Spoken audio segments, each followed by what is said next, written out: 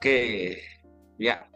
Oke, selamat pagi, siang, dan malam dimanapun Bapak, Ibu, saudara-saudara, teman-teman menyaksikan podcast ini. Ini adalah podcast pertama dari Komisi Digital Ministry Ajadu Klasis GKI Jakarta 2. Pada kesempatan pertama ini, kita akan ngobrol dengan Pendeta Nikodemus Eko Aiwanto. Beliau adalah majelis bidang apa ya, pendamping Komisi Digital Ministry dan juga BPMK di bidang digital.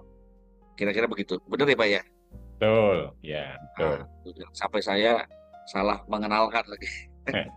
Dan yang pasti beliau adalah pendeta GKI dengan basis pelayanan di GKI Geraha Raya Tangerang. Betul, ya. Oke, Pak Eko. Kita akan ngobrol-ngobrol pertama di episode pertama ini mengenai konten kreator. Nah, di antara para pendeta Kajadu yang paling konten kreator adalah Pak Eko ini, Pendeta Eko. Bahkan di antara apa namanya umat juga, ya saya nggak tahu yang begitu apa namanya ya, begitu rajin membuat konten dari selain dari Pak Eko gitu ya di GKI, di Jemaat maupun di BPMK. Nah, kalau boleh sharing Pak Eko, apa sih sebetulnya konten kreator yang kalau kita dengar dari anak-anak kecil gitu ya, mau besar mau jadi apa? Kalau dulu kan mau jadi polisi, mau jadi pilot. Ya, Kalau sekarang betul. jadi konten kreator. Apa sih Iya, menurut Pak Eko ini? iya, Pak Tio.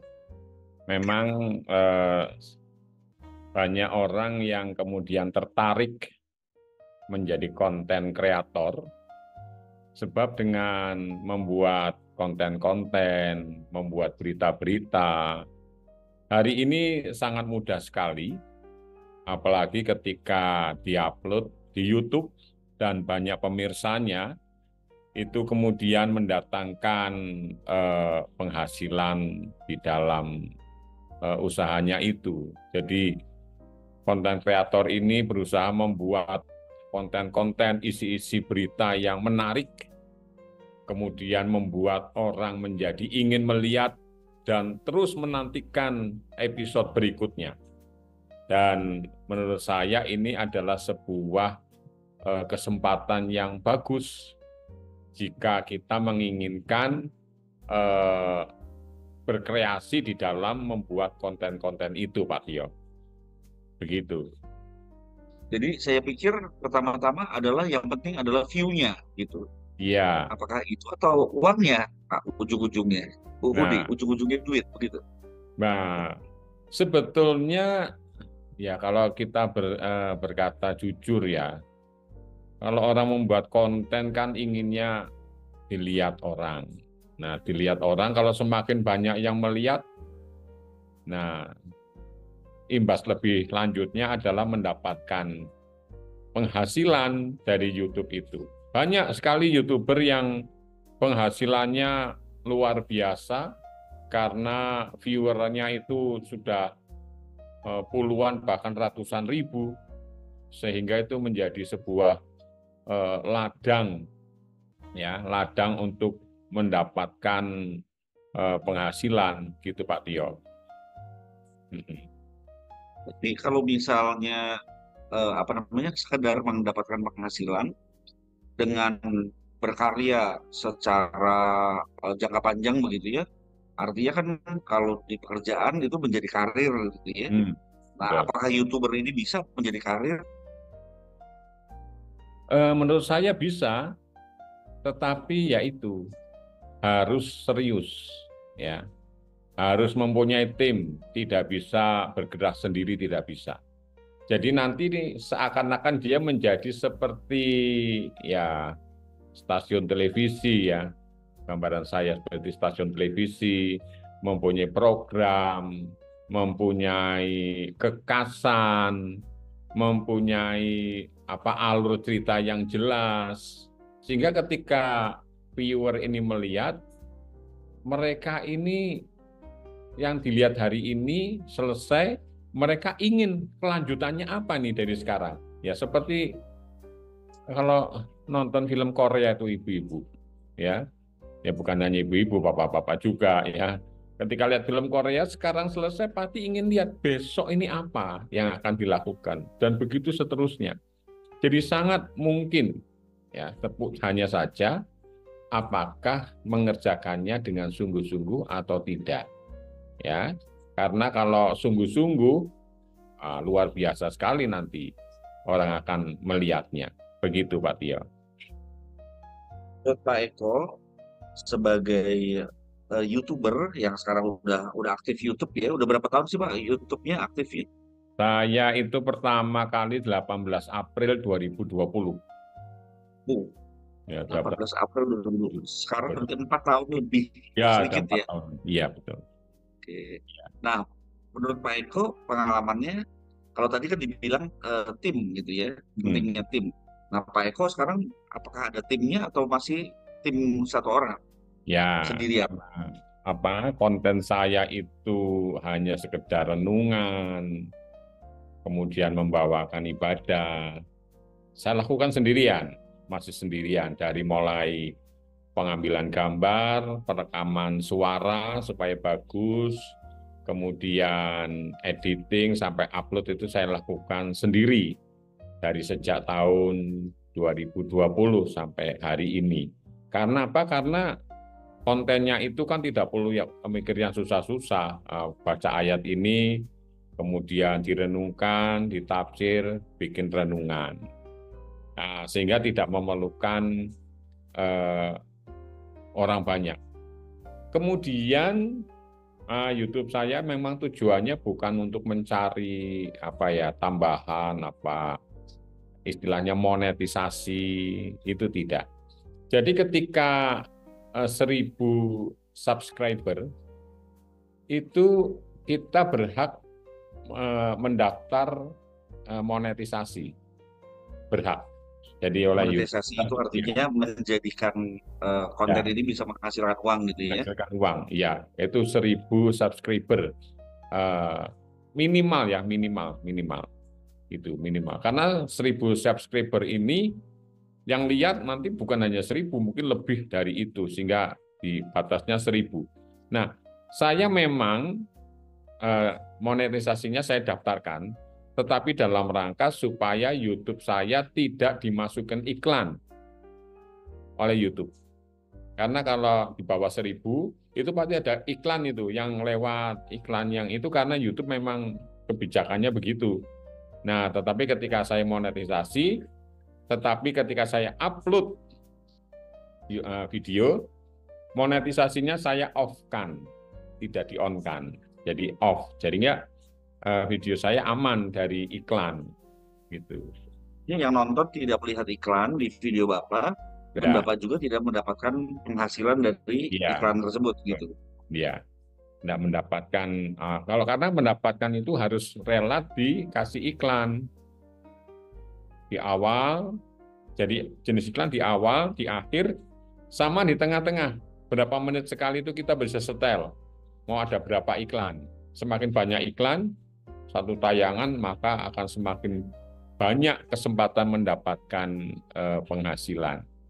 Tapi video saya tidak saya monetisasi.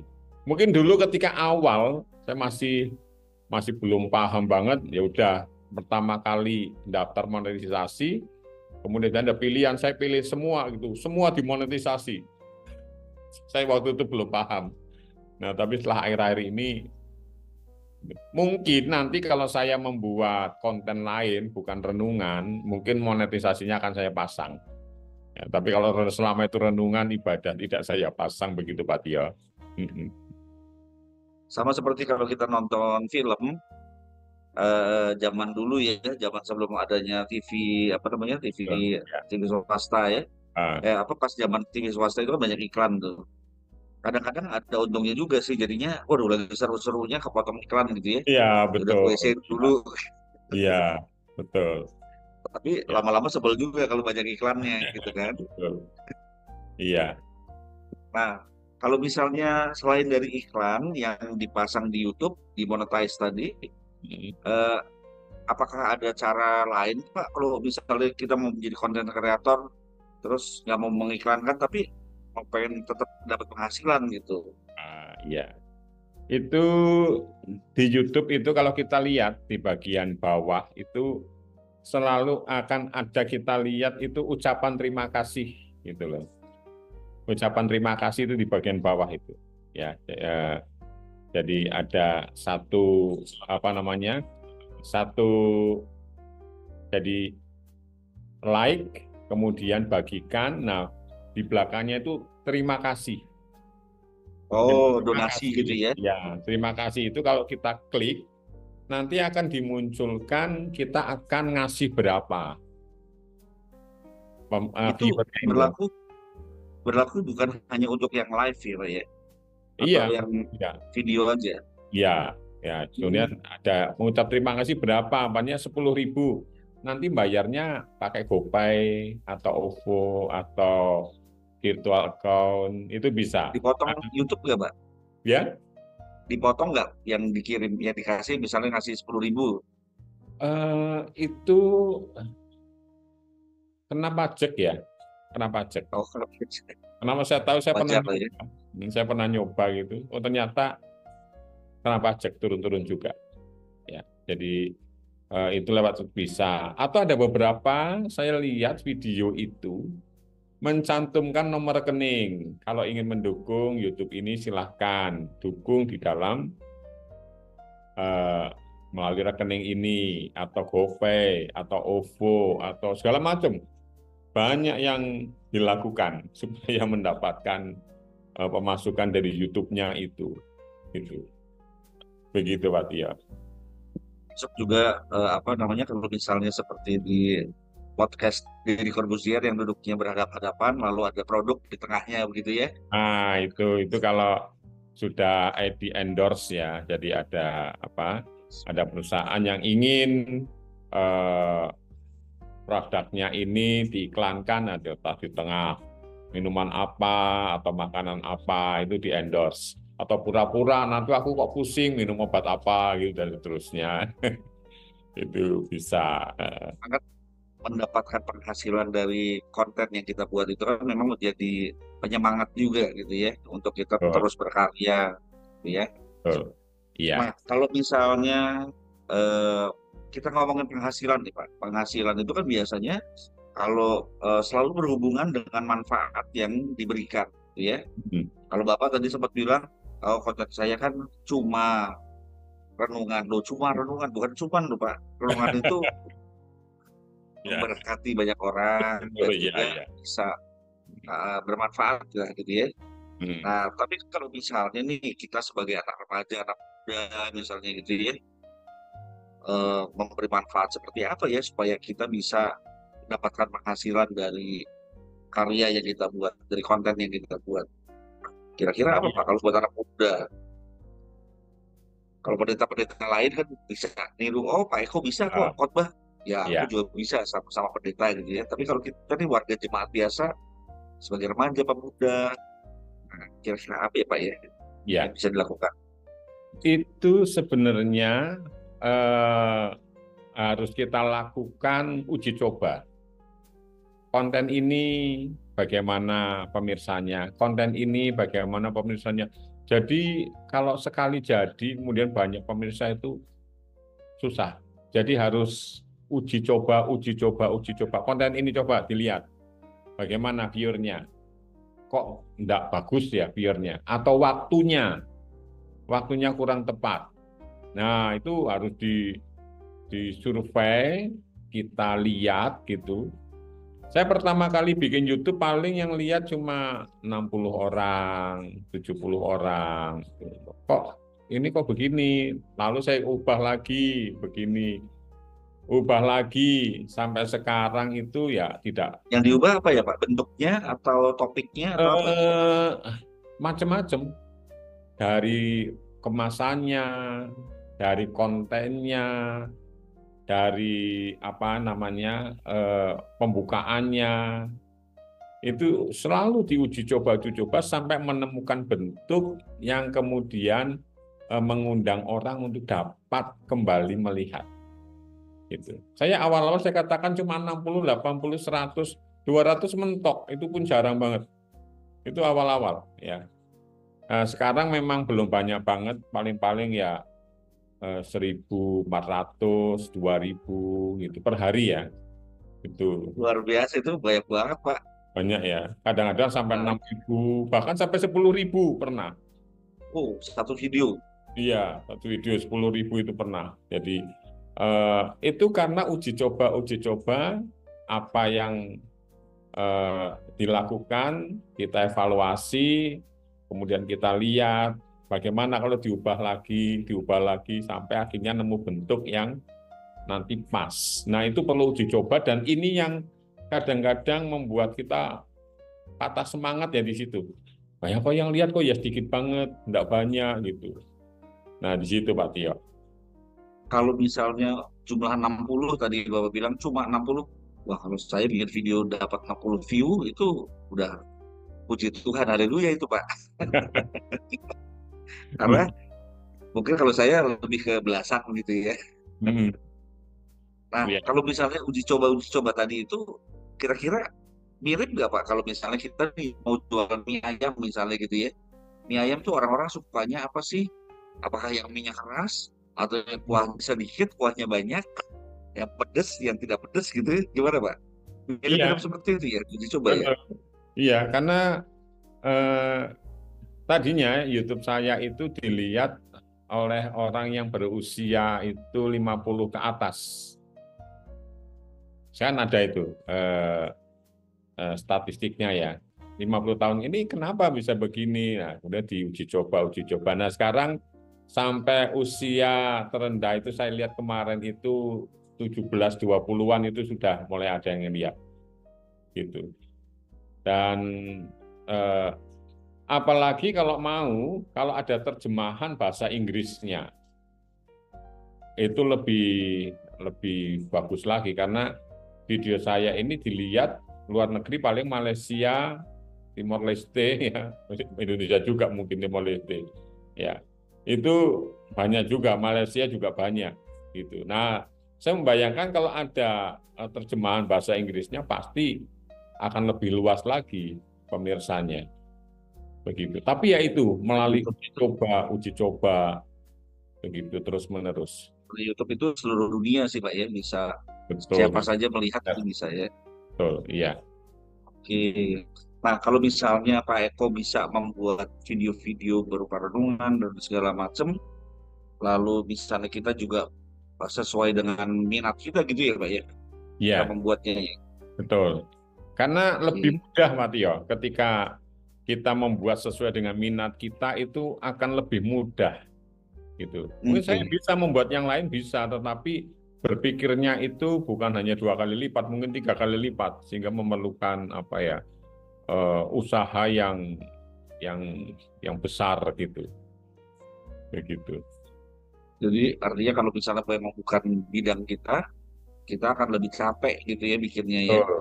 Ya, lebih Oke. capek gitu dalam Ya. memikirkannya. Nah, kita ini kan sebelum eranya YouTube ya Pak ya. Saya mau mengingat-ingat zaman dulu, mungkin ada beberapa penonton kita yang muda yang belum lahir gitu ya. Hmm. Zaman dulu itu kan kita terbiasa hanya nonton TV gitu ya. Hmm. Kita sebagai penonton. Tiba-tiba YouTube bisa bilang ini adalah channel TV kamu gitu ya. Ya. Kamu bisa membuat tayangan di situ. Kamu bisa memproduksi sendiri. Nah, kan susah ya Pak ya. Kita dari penikmat, kita yang menonton, menerima, terus jadi kita harus memberikan. Nah, apa tips-tipsnya Bapak memulai membuat karya itu? Berubah dari penonton menjadi pembuat. Ya. Ini memang perlu digali, ya, perlu digali apa yang bisa kita lakukan, ya. Contohnya begini, ada orang melihat penjual makanan gitu, penjual makanan. Ini kalau kita sering latihan membuat konten, ya bikinlah konten apapun. Kalau kita sudah sering nanti membuat konten, kita ketika melihat penjual makanan itu kita udah beda cara memandangnya. Yang tadinya kita pandang biasa saja, tetapi karena kita sudah berlatih terus membuat konten apapun itu, maka ketika melihat penjual makanan itu dia mempunyai sebuah ide yang lain. Aduh, ini bagaimana kalau aku bikin konten tentang makanan ini, bagaimana cara membuatnya, di mana dia belanjanya, di mana dia menanamnya, bagaimana cara mengolahnya, itu menjadi konten yang berapa episode itu, gitu. Yang tadinya cuma kita lihat penjual pisang goreng, titik. Tapi ketika naluri kreatornya muncul, wah itu bukan hanya penjual pisang goreng, tetapi dia akan tanya, ini dari mana pisangnya? Nanam sendiri, bagaimana cara menanamnya? Nah itu dari cara menanam, cara kemudian memanen, kemudian mengolah jadi pisang goreng, bumbunya apa, seterusnya, bagaimana nanti menyalakan apinya, kemudian bagaimana cara gorengnya, itu berapa episode itu? Gitu. Jadi, hanya dari seorang penjual pisang goreng. Dan tentu masih banyak yang dapat kita lakukan asal naluri kita sebagai kreator sudah mulai muncul. Nah ini munculnya ini dengan cara kita membuat konten apapun, bikinlah itu. Nanti lama-lama muncul, kekasan kita muncul. Jadi tidak ada yang bisa yang hanya sekali jadi gitu, tidak ada. Perlu kesabaran, begitu Pak Tio. Saya instan ya Pak ya. Tapi yang pasti adalah mindsetnya itu yang harus diubah ya Pak ya. Ya betul. Dari yang tadinya enak apa enggak ya, cuma pertanyaannya mungkin begitu doang kalau melihat Betul. tukang mie ayam. Balik lagi Ya, ke mie ayam nih favorit saya ya. ya, Tapi kemudian bisa menjadi dari mana dia mengolahnya, resepnya mungkin dapat dari mana dan seterusnya oh ya. iya, betul Pak Tio. Ya, Nah, selain YouTube, menurut Pak Eko, apakah ada platform lain yang menarik juga untuk kita bisa menjadi content creator? ada sih itu TikTok juga bagus, ya TikTok, Instagram, kemudian di YouTube juga ada ya, Reel ya di YouTube ya. Nah itu juga bagus. Hanya saja kalau kita semua kita tangani yaitu kita tidak bisa sendiri. Karena saya pernah nyoba bagaimana kalau saya eh, juga di TikTok itu, nggak punya Ya. waktu, waktunya habis. Jadi akhirnya ya sudahlah, mengakui keterbatasan, mengakui waktunya yang tidak banyak, akhirnya ya udah satu aja begitu. Gitu. Bukannya video yang sama kemudian ditayangkan di platform yang berbeda begitu? Iya, itu yang saya pikirkan. Tapi ternyata Ah, eh, ininya beda. TikTok kan kalau YouTube itu landscape ya, yang ya, kameranya tidur begini. Nah, kalau TikTok kan eh, portrait. live gitu. Jadi ternyata mengubah itu bagi saya kesulitan. Bagaimana dengan misalnya menangani komentar-komentar pembalas, membaca Hmm. komentar-komentar itu kira-kira kalau menurut pengalaman Bapak banyak gak yang mengomentari atau bertanya di kolom komentar gitu? Ya, ya kan saya mencantumkan nomor HP untuk layanan doa. Nah, itu saya kalau jawab apa pertanyaan apa itu sampai jam 12 malam baru selesai. Ya. Jadi Biasanya dari jam berapa Pak? saya mulai jawab itu mulai jam 9, mulai saya jawab. Nanti selesai ya sekitar jam 11, ya 11 paling awal lah. Kalau banyak kadang-kadang jam 12 gitu. Tiap hari bisa begitu Pak ya? Tiap hari, Oh, itu wow. tiap hari. Kalau Jadi nggak dijawab nanti nggak ada interaksinya. Tapi kalau dijawab ya betul. butuh energi ya Pak ya? Energinya memang iya. Kalau tidak dijawab, tidak ada interaksi. Nah, kemudian komen-komen itu harus kita teliti satu-satu. Kalau Iya. nanti ada komen yang kayaknya kok tidak baik, ya kita hapus saja. Gitu. Jadi harus kita Karena selalu teliti. ada hater ya. Ya, harus selalu kita lihat, teliti gitu. Ya kebetulan yang komen-komen di tempat saya belum banyak ya, belum sampai ratusan itu, belum sampai puluhan. Nah itu dilihat masih mudah gitu. Nah itu saya Iya, bilang kalau harus ada tim ya untuk melihat mm-mm. yang mana gitu. Begitu Pak Tio. Nah, kalau misalnya kegiatan menjadi seorang content creator itu begitu cukup menyita waktu lah gitu ya, cukup menyita waktu. Menurut aku kira-kira apakah bisa ini dikerjakan sebagai sambilan, iseng-iseng sebagai pelajar, mahasiswa, atau sebagai karyawan, kita menjadi content creator juga, atau memang perlu full time menjadi content creator itu, Pak? Iya. Kalau ini menjadi sebuah sambilan bisa, hanya saja uploadnya, ya uploadnya itu tidak sering akhirnya, mungkin sebulan hanya 2 kali gitu, ya sebulan hanya sekali gitu karena hanya sambilan ya. Dan kalau itu dilakukan seperti itu, nanti pemirsanya atau viewernya, ah mana sih sambungannya nggak ada, akhirnya nggak mau kembali lagi, gitu akhirnya. Jadi yang dibutuhkan eh, kontinuitas ya, terus menerus. Apakah 2 hari sekali, apakah sehari sekali. Kalau saya sehari 2 kali, pagi sore. Kalau yang upload sore, itu enggak banyak, sekitar 600 orangan. Kalau yang pagi, banyak, yaitu yang bilang itu, sampai 1.400, 2.000 gitu. Gitu. Itu Begitu. nanti akan ditampilkan ya channel YouTube-nya Pak Eko, Hmm. supaya teman-teman yang nonton podcast ini juga bisa mendapatkan berkat dari channel YouTube-nya Pak Iya, Eko. betul. Oke. Nah, saya tanya satu lagi nih Pak. Saya Ya, pengen tahu nih, kalau sebagai kita sebagai karyawan, kadang-kadang kan bekerja tapi tidak mencintai pekerjaannya begitu ya. hmm. Sambil ngeluh, aduh aku sebetulnya nggak happy bekerja segala macam bekerja di bidang ini misalnya gitu ya. Ya. Nah, kalau konten kreator itu bagaimana tuh Pak? Apakah bisa juga jenuh atau benci dengan menjadi seorang konten kreator begitu? Iya, akhirnya setelah saya menjalani itu 4 tahun ya, 4 tahun lebih, ini justru seperti hobi. Hobi, jadi kalau saya kemana-mana itu selalu membawa kamera dan itu menjadi kayak hobi. Jadi kalau sudah hobi itu sudah berjalan dengan sendirinya gitu. Jadi kalau dibilang bosan, ya pernah ya suatu saat pada titik kebosanan. Tetapi ketika dimotivasi terus, nah tetap jalan nih, jalan.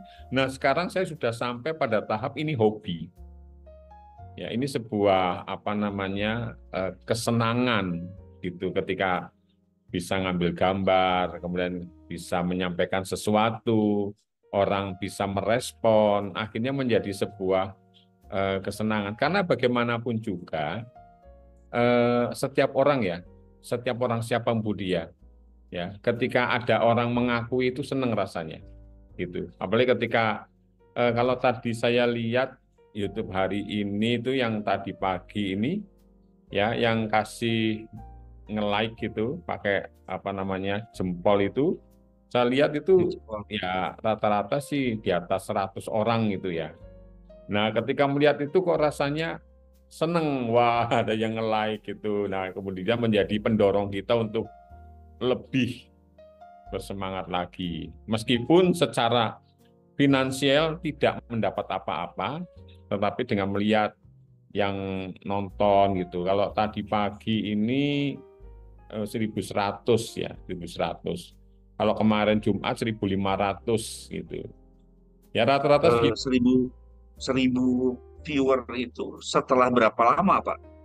Eh, saya itu kan saya jadwalkan. Jadi video saya jadwalkan jam 12 malam itu terbuka dengan sendirinya loh, publik sendiri. Nggak bisa. Itu sampai jam 7 pagi itu sudah sekitar 800-900-an. Di subuh-subuh itu banyak yang nonton ya Ya, justru ya. subuh-subuh. Saya pernah lihat jam 4 pagi itu sudah sekitar 400. Itu jam 4 pagi. Gitu. Kalau malam jam 12 itu kalau saya pernah iseng buka jam 12, yang nonton baru sekitar 10 orangan, 10-20 orang itu jam 12. Nah, sampai nanti jam 7 pagi, nanti terbanyak nanti jam 9 pagi. Nah, Itu nanti 9 pagi ke atas itu perubahannya nggak begitu banyak, tapi ada perubahan. Cuma kalau sudah ribuan kan nonton tambah 1, 2, 3 kan nggak kehitung. Begitu. Rasa bedanya ya. Iya, Kalau betul. misalnya udah lewat seminggu, 2 minggu, sebulan gitu, apakah ada pertambahan lagi, Pak? Eh, di beberapa video ada, di beberapa video. Tapi saya nggak bisa lihat semuanya, tapi saya lihat eh, ada. Karena eh, saya bilang video yang dulu-dulu itu saya monetisasi, yang dulu-dulu. Nah, kan ada estimasi pendapatan itu naik. Oh, naik, ya walaupun nggak banyak ya. Kan kalau nggak dimonetisasi paling-paling pendapatannya cuma Rp4.000 gitu. Nah itu kan naik bisa 5.000, 6.000 berarti kan yang mereka lihat yang dulu-dulu. Ya, Karena dimonetisasi itu ya. karena kan dulu saya monetisasi. Jadi, oh berarti ada yang lihat yang dulu nih kok bisa naik sendiri gitu. Begitu. Tapi saya terus terang sampai hari ini kok belum tega untuk memonetisasi tentang renungan ini. Secara sengaja belum tega. Ya, karena memang tujuannya juga mungkin bukan itu ya, Pak ya. Iya, betul. Nah, kalau Pak Eko sendiri, apa sih motivasi awalnya begitu? Bisa ceritain Oh, nggak? iya betul. Ini kan berkaitan karena pada saat itu COVID ya. Itu kan COVID dan kemudian orang tidak bisa kemana-mana ya. Kemudian saya juga tidak pernah ketemu jemaat, ketemu umat gitu.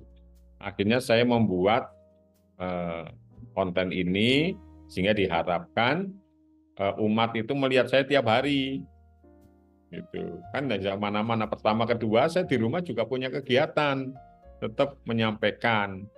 Hanya saja memang pengalaman saya ini kan tadinya saya nggak ngerti tentang komputer, tentang apa program editor apa saya nggak ngerti ya. Jadi komputernya seperti apa saya nggak ngerti, cara ngeditnya bagaimana saya nggak ngerti, tapi belajar pelan-pelan. Tapi ya itu memang namanya belajar pasti perlu pengorbanan ya. Gitu. Saya pernah itu BGA-nya itu terbakar dan harus mengganti itu sekitar 4 jutaan kalau nggak salah waktu itu. Karena sangat panas. Tadinya saya mengedit pakai Premiere Pro, ya Premiere Pro. Tapi akhir-akhir ini saya mendapatkan alat edit yang cukup ringan, ya ringan sekali. Yang gambarnya kayak apa itu? Apa namanya? Apa? CapCut, CapCut. Nah, CapCut, Capcut. ya capcut itu ya, capcut tulisannya itu kok ringan dan perintah-perintahnya kok mirip dengan Premiere Pro, jadi saya nggak perlu belajar banyak-banyak. Nah, ini saya baru belajar itu karena itu ringan sekali.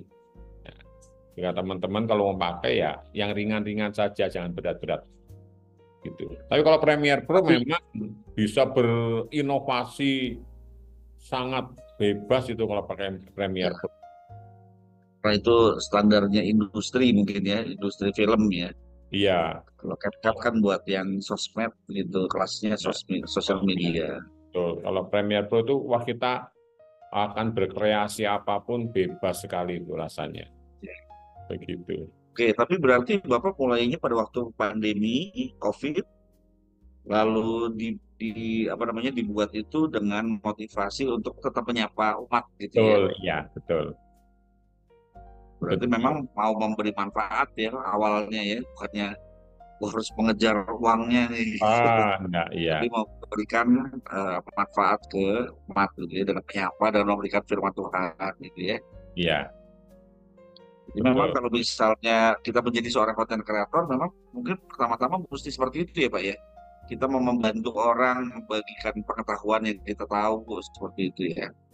Iya, betul. Sebab kalau tujuannya itu sudah pada penghasilan dulu, cepat patah semangat.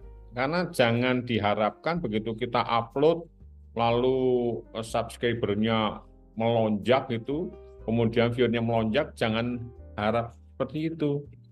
Saya itu sejak tahun 2020 ya sampai hari ini baru sekitar 3.700-an subscribernya. Subscriber.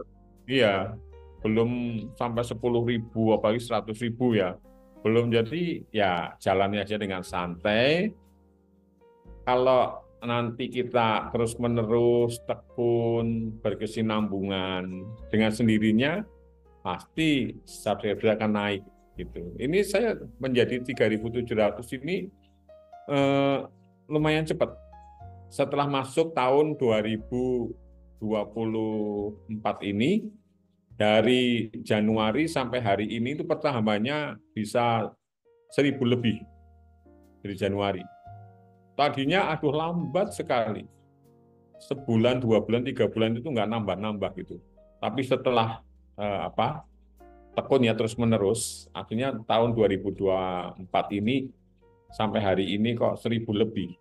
Ini hari ini ada nambah, saya lihat ada sekitar 20 orangan. Hanya hari ini ya, dari pagi sampai sore ini. Begitu.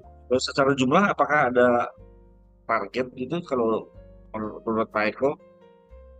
Ada target yang ingin dicapai, aku pengen 100.000 follower atau subscriber, atau tidak mikirin itu, Iya, gimana Pak? itu menurut saya bukan target yang nggak bisa ditarget menurut saya. Karena benar-benar apa yang kita sajikan itu kan dinikmati orang. Orang senang apa enggak nanti kelihatan dari orang mau subscribe apa enggak gitu. Jadi nanti target saya belum berani, mentarget saya nggak berani. Begitu. Ya sebetulnya mungkin nanti kita akan ngobrol lagi Pak di episode yang lain. Saya pengen Baik, Pak benar-benar Bima. pengen belajar mengenai namanya tadi yang ngetes itu ya, mencoba-cobanya itu prosesnya seperti apa gitu ya. Baik, ya, Pak Tio. Iya, baik. Oke, Iya. makasih banyak Pak Eko. Kita juga akan mencoba-coba Iya. bentuk yang lain begitu ya di episode-episode berikutnya, karena ini baru episode pertama dari podcastnya Kak Jadi. Iya. Kita akan ketemu lagi di podcast berikutnya. Terima kasih banyak Pak Pendeta Eko. Sama Pak Tio. Semoga terus memberikan manfaat buat kita semua. Oke, ini adalah channel YouTube-nya, dan Iya. kita akan bertemu lagi di kesempatan berikutnya. Oke, Ya, Pak Tio. oke, Terima goodbye. kasih. Mari.